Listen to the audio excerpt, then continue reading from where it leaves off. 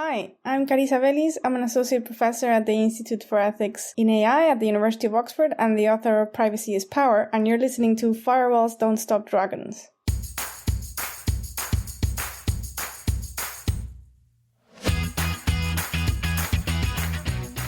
Hello, everybody. Welcome back to Firewalls Don't Stop Dragons. I'm your host, Kerry Parker, and today we have episode 478 for April 27th, 2026. Today, we are going to be talking with Carissa Véliz. She is a philosopher, and we're going to be looking at the ethics of AI and dig into some of the rather distorted worldviews of the major leaders in the AI space today, and think about how that may be influencing the evolution of their products. I think it's important to think about those kind of things. And Carissa Véliz has a brand new book called Prophecy, and it is about the influence of prediction. And it has some really fascinating historical references going all the way back in time to things like the Oracle of Delphi, and how prophets and seers over the years have used prediction in some very interesting ways, things that I honestly hadn't thought about, but using prophecy to determine outcomes more than predicting them. Oftentimes, the fact that you predict them kind of makes them come true or causes them to be more likely to come true. They can influence our emotions and how we act. And of course, this leads up to AI, which is nothing more than a word prediction machine. It's a very special type of algorithm trained on an immense amount of data that allows it to extrapolate text in a way that seems like you're having a conversation with someone. It's really quite amazing. But at the end of the day, that's all it really is. But these chatbots, these LLMs, large language models, are infinitely patient. They're often sycophantic. And as humans, we are susceptible to believing what they say, when they really have zero ability to actually predict anything. So anyway, we're going to kind of talk about the politics and the philosophy behind prediction and bring that forward today to talk about artificial intelligence and modern products and things like chatbots. As an engineer, I fall victim to this myself, but we definitely focus too much on how to create and expand technologies like AI and don't spend enough time thinking about whether we should create them at all, or at least considering the ethical aspects to the use of these kinds of technologies, including things like the impacts on society and democracy and just human health. So it's good to step back and take a look at these tools from a philosophical perspective and take the time to ask some really thoughtful questions, which is exactly what Carissa Véliz does in this book and what we are going to do today. So let's not waste any more time. Let's hear from the expert and get to my interview with Carissa Véliz.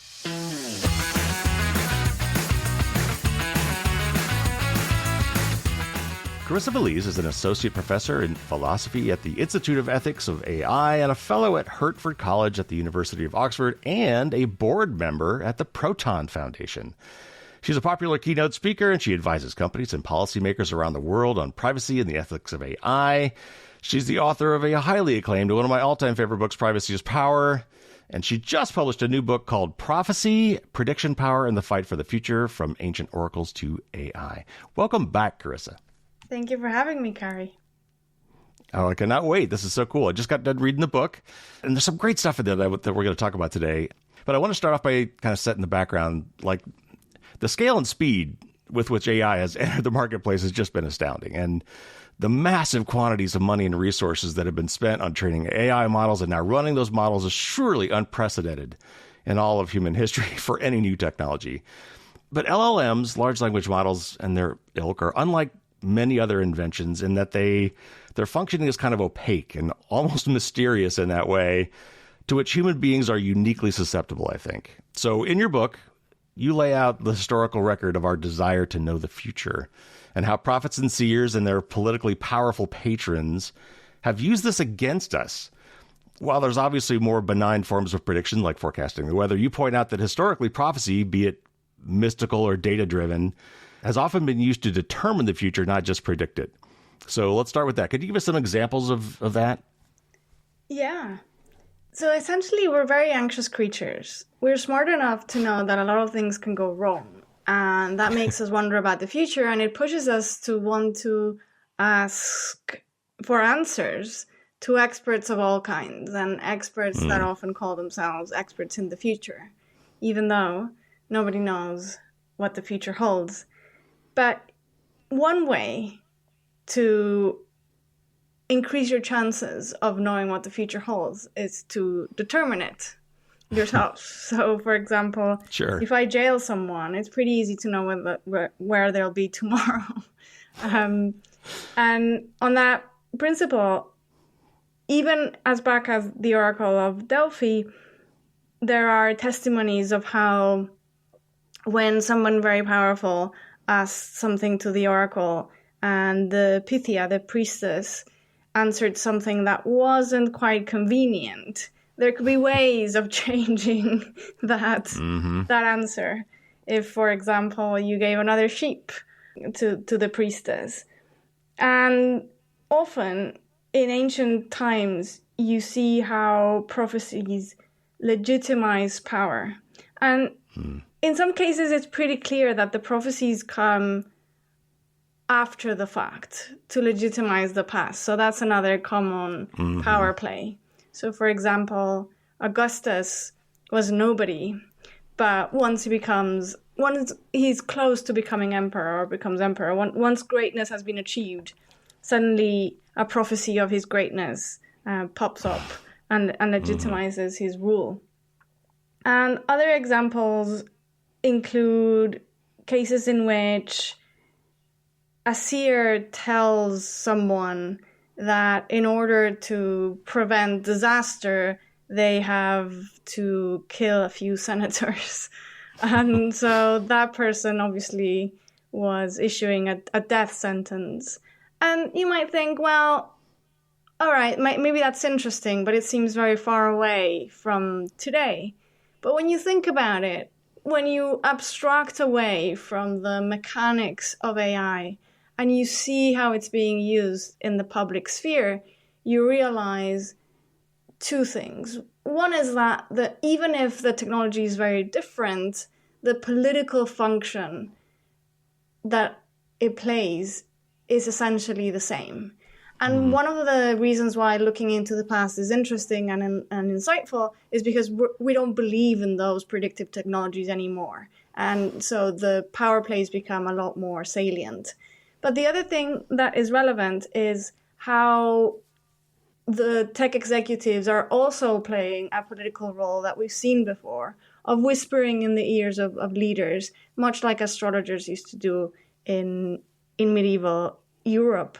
And we think of AI as cutting-edge technology and one of the newest technologies to make decisions and a very technical kind of mechanism as well. But the same would be true for astrology in medieval times. So in prophecy, you talk about how using AI to predict anything regarding a human being with free will and agency is fraught with problems. You even go so far as to say that it could be immoral, but let's first focus on how human beings are just by their very nature hard to predict. They don't obey natural laws or statistical models. So, as they say, truth is stranger than fiction, and I think ironically often less believable. But where are we seeing this phenomenon today, and how has that aspect harmed us? When we make predictions about human beings, we affect those human beings.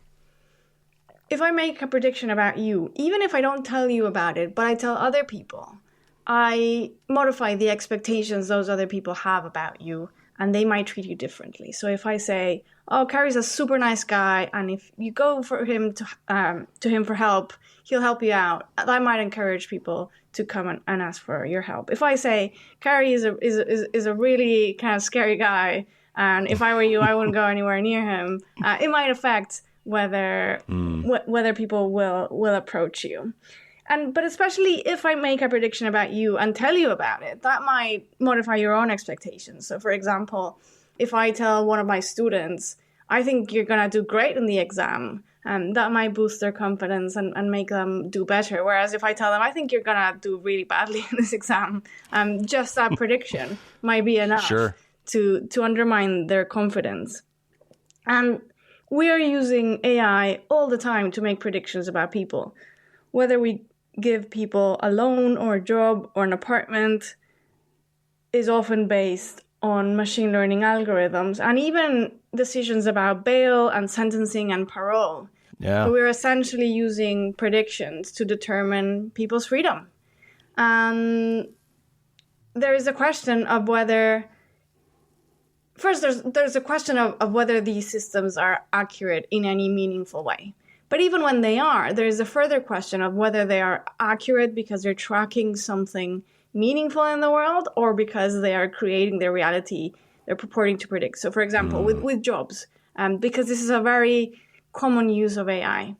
If somebody is deemed unemployable by an algorithm, and everybody is using more or less the same algorithm, because most algorithms are trained with the same kind of historical data, that person might never get a job. And then the company that produces the algorithm might say, well, see, our algorithm is 99.9% accurate. But is it accurate because that person would be a bad employee? Or is it accurate because they've essentially made it as impossible for that person to get a job? Right. And you also call in the book about trying to fit everything to a normal curve. This was some of the problem with statistics when that became a really popular thing in society, and how we predict and plan for things. But like some of the most consequential things in life are due to outliers. And you talk about colonies of ants who survived because they learned to get around the obstacles because somebody at the fringes was saying, oh, hey, there's a way around over here. And without that outlier ant, the whole colony would have suffered. And it always makes me think of the classic Apple commercial with Steve Jobs, where like, let's hear it for the crazy ones, right? And he calls out all the outliers in society that have made huge impacts on us. And so it just seems like this technology is just ripe for failure when it comes to trying to predict anything human, and to our detriment. Yes. One of the limitations of using statistical analysis to make decisions is that it's not very good at assessing outliers. And so if you're somebody absolutely extraordinary for good reasons, because you might be better than the average, or because you're just different in some way, you have a different background, you have something quirky about you, you might be discriminated against by the algorithm for no good reason. And not only that, but the more we use these kinds of processes to choose people, the more we are choosing average people, when in fact, often the most innovative solutions come from outliers.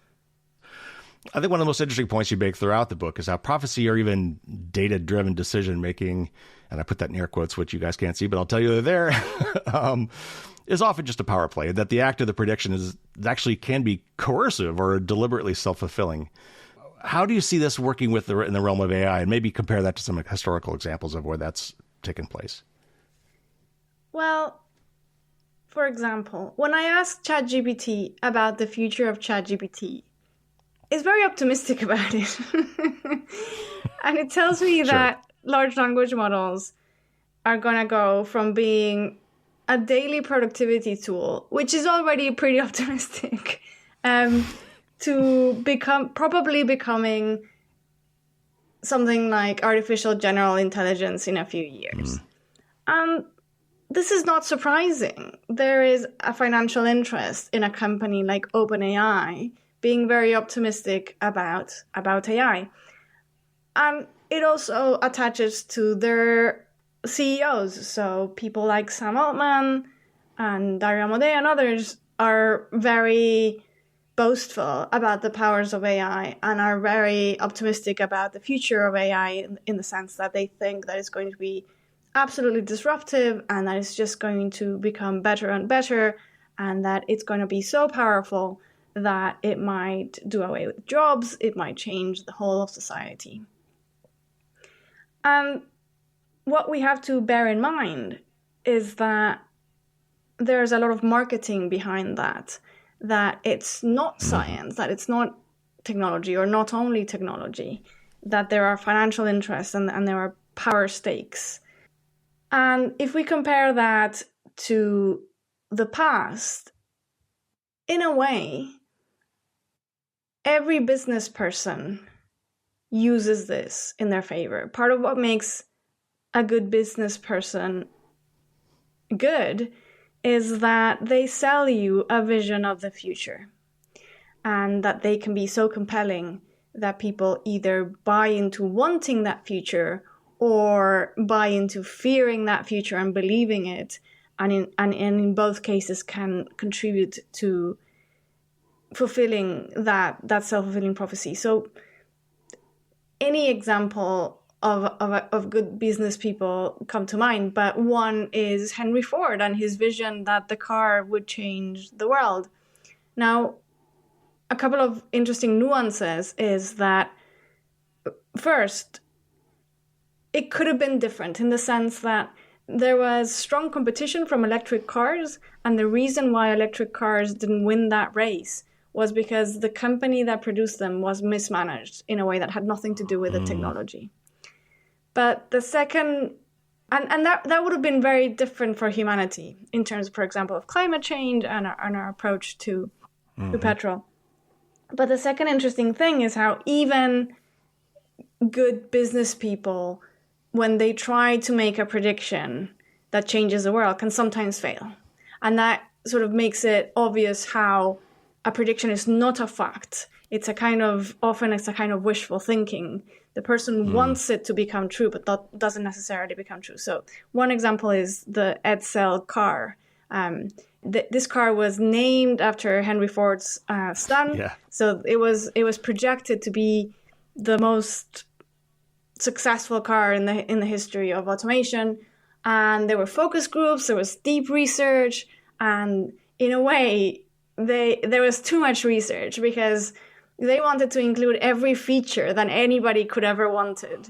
But in making the car so complex and in taking so much time in developing, by the time it came out, people's preferences had changed, and they wanted different kind of cars that the Edsel was. And so in the end, it was projected to sell something like 400,000 cars a year, and in the end it sold less than 100,000 cars in the whole of its lifetime, and so it was discontinued.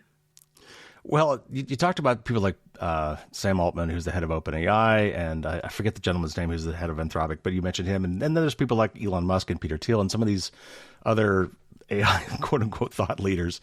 But you mentioned that they talk about how it's going to be so powerful, but I also think they do that kind of in reverse as well, like kind of in a perverse way. Like they say, this stuff is so powerful, you won't believe it, and the stuff that's coming is going to blow your mind. And the fact it's really kind of dangerous, so we really need to be very careful. And I think somehow painting it as something that dangerous and that maybe only they could be responsible for, you better let the people who know what they're doing take care of this. And we also better beat China to this because they're not going to have these guardrails. I think that also kind of is a self-fulfilling prophecy, almost in a negative way. Do you agree? I completely agree. Partly it's about distracting the public from problems that we have now and that we should be solving now and putting them in the future. Partly it's about making AI looking so much more powerful than it is. And partly it's about, yes, making us afraid and saying, don't worry, we will solve it. And there are a couple of analogies here. One is, it reminded me of the role of the Brahmin in ancient India, this high priest who has access to God, and you have to go through him for anything. So it's putting themselves in that kind of position in which they're the only ones who can save us from the thing that they are producing themselves. And that leads me to the second analogy. There's a whiff of an abusive relationship here. So one of the marks of abusive relationships is that the abuser will torture the victim and then console her and offer comfort from the suffering that has been imposed. And it's incredible that we fall for it as a society, that instead of saying, oh, yes, please give us the solution to tech for the problems that you're creating, is like, what if we get rid of the problem? When I was reading that, I couldn't help but think of this because it's one of my favorite movies and musical of all time. It was The Music Man, with Professor Harold Hill goes to the little town in River City and says there's trouble right here in River City and explains the trouble, and then of course provides a solution, which is what he has to offer. Anyway, but I want to take a minute to help the audience understand two concepts. You talk a lot about utilitarianism and things, but you also, at this point, I think we should talk about effective altruism and long-termism. Could you just explain what those are and why some of these AI tech bros seem to be cleaving to this? Yes. Effective altruism is an ideology born out of a group of philosophers, mostly at the University of Oxford, but also in in San Francisco.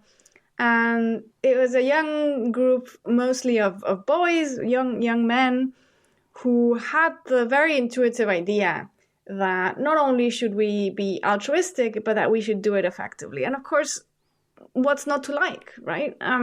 It sounds like a great thing to be altruistic and to do it effectively. If you could donate $100 and with that do twice as much good as donating in a different way, you should donate in the most effective way. Except this group takes it to the ultimate consequences. And even though they claim that right now they're not utilitarians, they do come out of utilitarianism historically. And the kind of criticisms that I offer in the book apply to both views.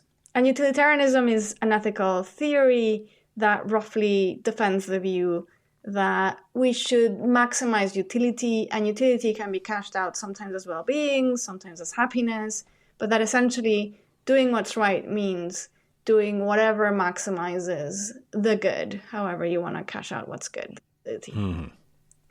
And the kind of implications that this view leads to are, in a classical example, imagine you are a doctor and a patient comes to you, and this patient is homeless and has something minor wrong with them. So maybe they broke a finger.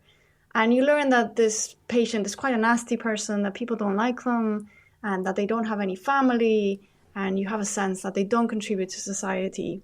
And also, you have 5 other patients who are all very good citizens, part of communities, and they all need an organ transplant. One of them needs a lung, another one needs a kidney, another one needs a heart, and so on. And you get the idea that maybe if you kill the homeless person and give their organs to the patients, you will save 5 lives and only sacrifice 1. And if the point is to maximize utility, you would be pushed to do that. Now, one of the immediate thoughts that people might have is like, well, but that wouldn't maximize utility, because if people learned of that, then they would be too afraid to go to their doctor, and that would create all kinds of bad consequences. Mm. And then you can say, well, but what if the doctor is so good that they do it in secret? And you can see how maximizing utility leads to have a view of sacrificing human rights and not having red lines. And in the same vein, effective altruists extrapolate from experiences to defend very unpalatable views. So one of them is called longtermism. And the idea, again, at the beginning is kind of very intuitive, is the idea that a lot of the time society focuses on the short term and we should actually focus on the long term. And this is a problem. This is a problem in politics, for example, with politicians who want to get reelected and forget about defending democracy and just focus on solving whatever issue needs to be solved to get elected the next year. Yeah. But here's the kind of implication that it has when it gets pushed too far. And why am I talking about all this? Well, for 2 reasons before I go on. The first one is that tech executives have been very attracted to this ideology and have defended it. Right. And why? Because it justifies what they do. Right. And the second one is that part of what's wrong with the ideology is that it depends on prediction for it to work. And so long-termism ends up defending that in the future, there will be trillions and trillions of people living. And so if we compare their well-being to ours, right now there are a few billion people in the world, then we should prioritize their well-being because essentially they are more people than we are. So the well-being of trillions is more important than the well-being of billions. But of course, that makes all kinds of assumptions about what the future will be like. And in the book, I go through some of the predictions we've done about demographics and show how wrong we've been when we thought we were going to go towards overpopulation and not be able to feed the world, we didn't. And then when we thought that the world would end because people were not reproducing enough again, we didn't. And we're pretty bad at those predictions. And effective altruists have been notoriously bad at predicting things even within 3 or 10 years. And now they're making predictions of 10,000 years or 1,000 years. And one of the things that they predict is that AI can be incredibly dangerous. So tech executives like this because it plays into their view that AI can be so dangerous that it can present an existential risk to humanity. And so effective altruists have defended the view that because the end of humanity would be so bad, investing resources in diminishing the risk of existential risk, even by a billionth of percentile, would be more effective and preferable to spending that money helping people who are alive today and problems that are real now. Right. All right.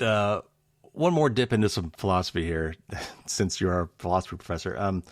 Historically, there's always been tension, and you call this out in the book, between rationalism and empiricism, maybe correlation and causation. I love the observation that you make that, I think this is a direct quote, social media companies don't care why a person clicks on an ad as long as they do. So in that case, causation doesn't matter to them. Correlation is all that's important. So you draw an analogy to symbolic AI versus neural networks. First of all, can you explain the analogy and then how maybe the synergy of those two approaches might result in a better model? Yeah. So one of the reasons why it was so fun writing this book is I just wrote what I wanted to write. and kind of using philosophy in more quirky ways that I think I had in the past. But yeah, so this distinction between rationalists and empiricists goes way, way back. And the main distinction is between exploring the world empirically and seeing what you can infer from that and understanding it causally and through reason. And nowadays, I think most philosophers would agree that the human mind works best when it combines those two. When you have an understanding of reason and causality and you combine that with exploring the world and seeing how the world acts and how that relates to what you know about causality. And the analogy with AI is that there were two schools of AI when it first started, and in a sense there still are. One of them was symbolic AI, and the idea there was that the mind functions a little bit like a logical computer, and if you can figure out the formula to do things, you can program it into the system, and the system can do things. Now, it turns out that it's incredibly hard to do that, and that often it doesn't work as well as we might want it to. And the other school was neural networks. And I want to emphasize that this is very metaphorical, that it's not like they are recreating the brain. It's very abstract, but that roughly had the idea of making computers work in the sense that the brain works, that whenever you make a kind of calculation or an action, you strengthen the connection between neurons. So, for example, every time you walk from your house to your work and back, it strengthens that memory until you can do it in automatic pilot and not have to think about it. And in the same way, machine learning works like that, in the sense that it makes this statistical analysis, for example, with language, and it makes the connection between once upon a time very, very strong, because it knows that every time you get once upon, you tend to have a time right after that. And that is one of the reasons why machine learning fails in the way it does, that it's a probabilistic tool. And by definition, that means that it won't always be right. If it was always right, it wouldn't be probabilistic. And it's not tracking truth. So if I ask it, tell me which books Carissa Véliz has written, it doesn't go to a database in which it checks the author's name and it checks which books are there. No, it ventures a plausible response based on the text that it has analyzed. And sometimes it will venture a plausible response that is not the right one. It might say something like, I wrote a book called The Importance of Privacy, which I haven't. But and part of the problem is that it is so plausible that it's not like it suggests that I wrote a comic book about Archie. It suggests the kind of topics that I do work on. And I think what we are already seeing, but we will see more of in the future, is hybrid systems, just like we think hybridly as well. So to give you an example, there are now large language models that when the large language model realizes that what you want to do is an arithmetic calculation, it forwards the process to a calculator, because a large language model doesn't calculate and doesn't know how to calculate. And that's why it comes up with examples like if you ask it to count how many R's are in strawberry, it will say 2 instead of 3, because it's not actually counting it. It's probably doing something like most names of berries have 2 R's or something like that. We don't know exactly, but and so I think that's why in the future we will see more of hybrid systems. All right. Look, so as an engineer, I love data, telemetry, analytics, logs, metrics. It helps me measure performance and diagnose problems. But I love how you point out that data can be so easily manipulated, and especially with humans. I pulled several quotes, and I'm just going to read a few because there are some great quotes in the book. But for one, you said, data is silent, we make it speak, but there's always more than one way to interpret it. You also said that if you torture data long enough, it will confess to anything, which I think is classic. So why are humans so willing to believe something when you put a number on it? Like, as humans, how do we break this habit? That is a great question. And I don't know the answer. That's the truth of it. But my hypothesis is that numbers give us the illusion of objectivity in a way that words give us more of a sense of subjectivity. And we tend to think that whatever is objective, even though there's a big question of what does it mean for something to be objective, is epistemologically superior when it comes to knowledge. There's also some practical reasons why numbers have become something that we trust. So in the book, in the second chapter, I explain a little bit about the history of the development of numbers and metrics and statistics. And one of the interesting things is that they were developed by bureaucrats who were worried about essentially taxes. But also because as society grew, you didn't have the kind of connections of trust that don't need numbers. So for example, if you and I are trading some kind of grain, if we're neighbors and we really trust each other, it might be easier to come up with a fair trade that doesn't involve numbers. So like this bunch of corn in exchange for this bunch of beans, and roughly will be okay. And because we're neighbors and we're friends, if in the future I don't have enough of one, you might be generous, and knowing that in the future I'll be generous too when it's my turn. But when we start trading as strangers, you don't have that kind of connection, and you don't even have that kind of record. So it becomes very important to be able to measure it, to say, okay, 1 kilogram for 1 kilogram, or whatever it is. And that principle of numbers gets extrapolated and abstracted and used more and more in ways that are less and less connected to a direct reality. And for example, governments start to be very worried about having categories about people and having a sense of who their population is and what they work on, and partly to collect taxes. But it turns out that some people don't fit the category. So, in rural France, somebody might be both a carpenter and work iron and be a cook or something like that. But the more we become bureaucratized and the more we, for example, depend on grants from the government and categories to be part of the system, the more people get pushed into fitting a box, because if you don't fit into the box, then you're outside the system, and that can be bad in all sorts of ways. And so the carpenter ends up being only a carpenter to fit the category of the bureaucrat. And as time goes by, the numbers work better. But what they obscure is this whole political and power negotiation about who gets to decide the categories and how do we count things. Yeah, right. One other point you made is that we trust numbers because we don't trust people, but it's people that come up with the numbers, right? I always love the classic quote. It's always attributed to Mark Twain, but I think he attributed it to Benjamin Disraeli and said, there's three types of lies, lies, damn lies, and statistics, which I think fits well here. All right. Now, you did mention this in the book, but I'm very curious to get your take on a modern phenomenon, and that is prediction markets, like Kalshi or Poly market. So first, maybe explain for anyone in the audience who's not quite aware of what these things are yet, how these things work. But second, how would you critique the ethical aspects of those markets?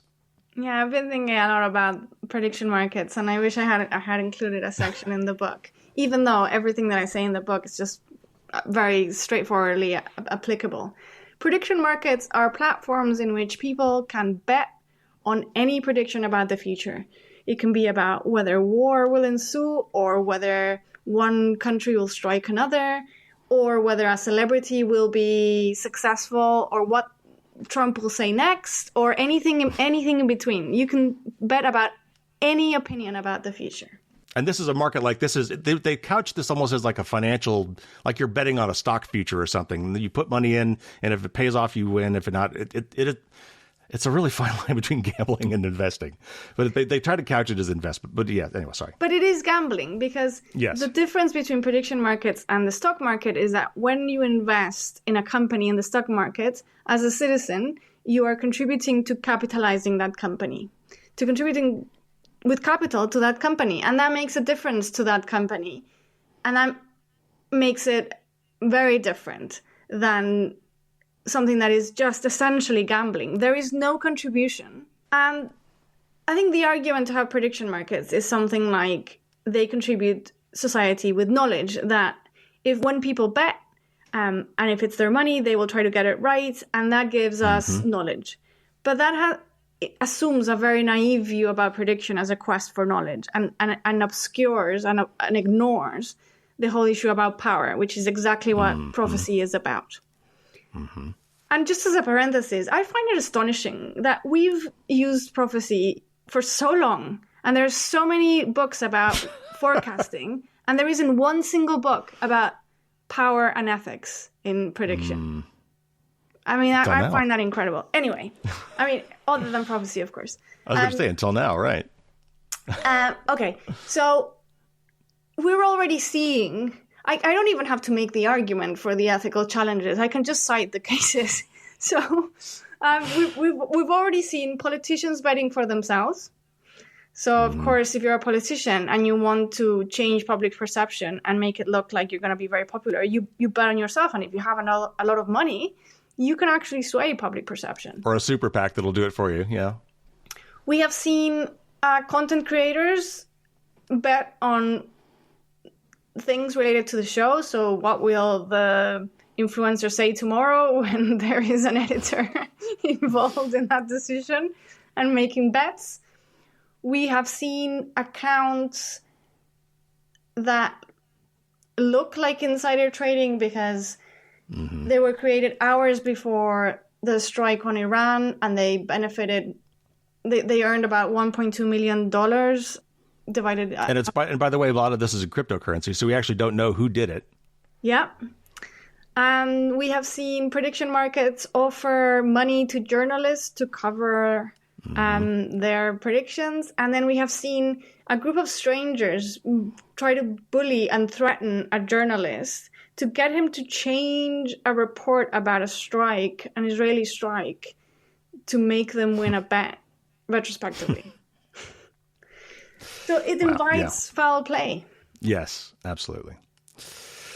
All right. So as we wrap this up, I got a couple things I'd like to ask your opinion on. So, okay, you spent a good bit of time discussing the Greeks in the book, but as philosophers and also believers in prophecy, as with the Oracle of Delphi, I feel compelled to ask, do you ever feel like Cassandra? Like you're warning the world of the dangers of surveillance and AI and not being heeded. So to that end, what sort of advice do you give policymakers and technologists when you get the chance, as maybe as part of your work on the foundation, but other things as well, because you're sought out for this? And do you think that you have managed to persuade them to act differently? It's a mixed bag. So, for example, I am satisfied that I think I have brought a few issues to the table that wouldn't have been there otherwise. So, for example, when I published Privacy is Power, the question of banning the trade in personal data was not part of the debate at all. The debate was so in favor of surveillance that even critics of surveillance hadn't it wasn't just part of the spectrum of opinions. Mm-hmm. And even though no one has banned the trade in personal data, it's on the table in a way that I think has been useful to public discourse and that could become a more favored option if or when a data disaster happens. And so I think there's value in that, even if I cannot say I persuaded any government to do that. When it comes to companies, it's both more and less satisfying. It's more satisfying because there have been companies who say, oh my God, we have to change how we do things. We have to change what data we collect and how we collect it and how we store it and when we delete it. And that has been incredibly satisfying. And then, of course, there are companies that are not really interested in doing the right thing and they just want to check a box. So it's a mixed bag. But I think that part of what I want to say with this book and part of my criticism to utilitarianism is that it's a mistake to be so focused on consequences. First, because you can't predict them. And I cannot predict how privacy's power will be used in 2 years' time or how prophecy will be used. And second, because there is so much satisfaction and integrity in doing the right thing and in being in the right side of history, in saying what you think needs to be said, no matter what happens. And so in that way, I am quite happy with being an advisor, whether or not my advice is taken seriously and implemented. Well, I hope that after the book comes out, you're invited to talk to companies about AI, because obviously we need your perspective on these kind of things. Okay, so at the very end of the book, I always like to end on a call to action, or maybe give the audience some hope and things they could do.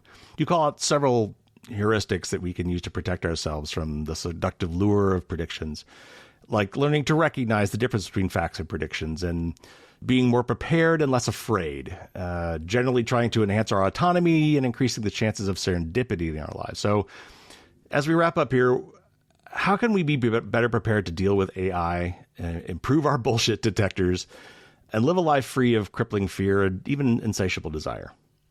It's partly about culture. It's partly about recognizing that even though uncertainty can be nerve-wracking, it's actually good news. Because it means that you don't live in a police state. It means that the future is unwritten and that you have a chance to intercede, to change it in your favor.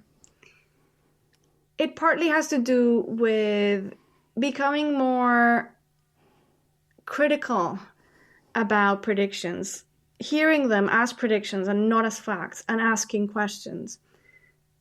If I were to choose one main objective of the book, it would be something like the contrary to the prophet. So a prophet is someone who's trying to sell you a vision of the future. And it's someone who's saying it in a way that is a conversation stopper. So, for example, when it comes to technology, very often tech executives will say, this is the future. AI agents will do this or that, or we will use AI in this way or that, and that's inevitable. It's unstoppable. And you can feel how that's a conversation stopper. It's telling you, don't ask any more questions. Don't defy it. Don't think about it. Just accept it and act in accordance. And what I want this book to do is exactly the opposite. I think a philosopher is the opposite of a prophet. The future is unwritten, and ask questions. Ask all the questions you can possibly think of, and demand more from governments, from companies, from prophets about doing right by you and helping you defy the odds instead of curtailing your freedom. And it also has to do with especially companies becoming smarter about AI, not being sold on the fear of missing out, and being smarter about how to build institutions that are resilient rather than how to do something as cheaply as possible and as lenient as possible, because that is, in the long run, a very risky approach. And also going back to basics and thinking about what are the pillars of democracy, how do we defend freedom, and learning from the past, learning from the mistakes that the ancients made. And I end the book by suggesting that ancient Greece was awful in making us inherit this obsession about the future. But just like jewelweed tends to grow next to poison ivy and be the antidote to it, ancient Greece also gave us philosophy. And philosophy is about asking questions, it's about being critical, and it's about thinking deeply about what makes a good life and how do we get there, how do we build that. All right, wise words as always. So here's a softball ending one. What's next for you? I know you've been doing all sorts of media appearances, including this one, and I'm sure the book launches of this magnitude are exhausting. But once that surge is over and you've had time to recover, do you have plans for a next book? Are you even thinking that far, or maybe in your next area of research? What's down the road for you? So as Rick says in Casablanca, I never make plans that far ahead. Yeah, well, to tie back into the previous thing, I think that's something you also call at the end of the book as well, is that, stop living in the future. You don't know what's going to bring. So don't worry about it so much. I think that there's that nugget alone, I think, is what I struggle with that.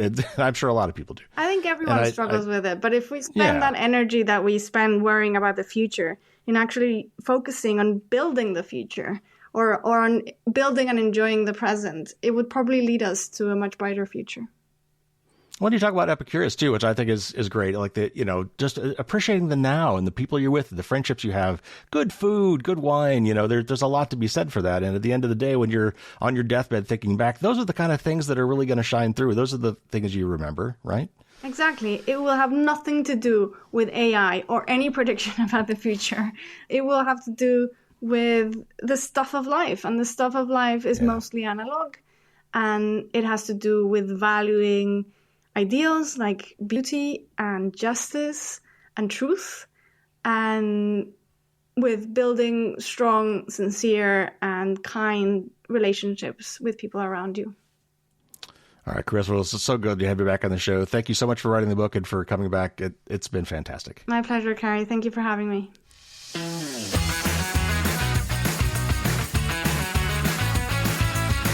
Big thanks again to Carissa for coming on the show. I know she's been so crazy busy with the release of this book, doing lots of media appearances, plus her, regular life, which I'm sure is already plenty busy. So it's always great to talk to her, and we've been planning this for months. As soon as I knew that she had another book coming out, I reached out to her and said, hey, we got to do another podcast, and she was totally down for that. And so we've been planning this for several months, since last fall for sure. I think we knew about her book actually when I interviewed her last fall. So this interview happened about a month ago, and thankfully I was able to get a pre-release copy of the book so that I could read it and we could actually talk about it. And by the way, if you found this conversation at all interesting, you should definitely read the book.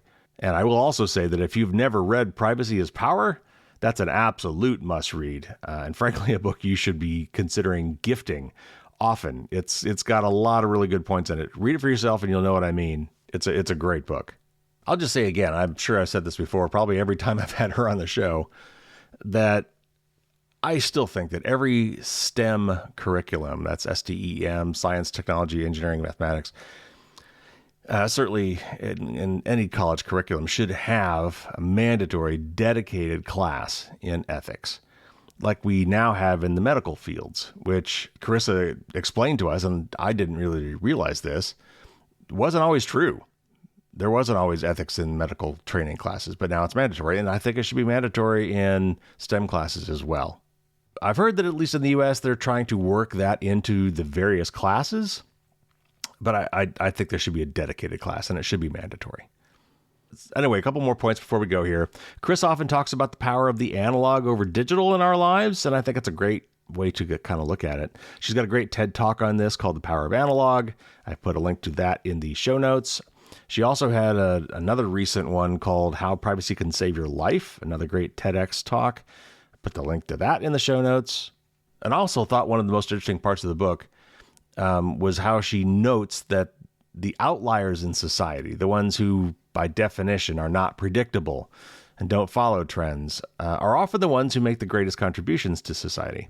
And Steve Jobs narrated a classic Apple commercial called Here's to the Crazy Ones that extolled the virtues of these figures in recent history. And by recent, I mean last 100 years.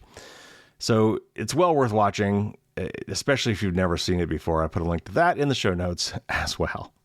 All right, so looking ahead, patrons, yes, you'll get some more bonus Q&A with Carissa. She was really short on time, and I asked her what some of her recommendations are for books or podcasts or whatever for people who might be interested in learning more about philosophy, particularly in how it might apply to a modern life. Maybe not the history of philosophy so much as thinking about things in a philosophical way, especially modern things as it interests you.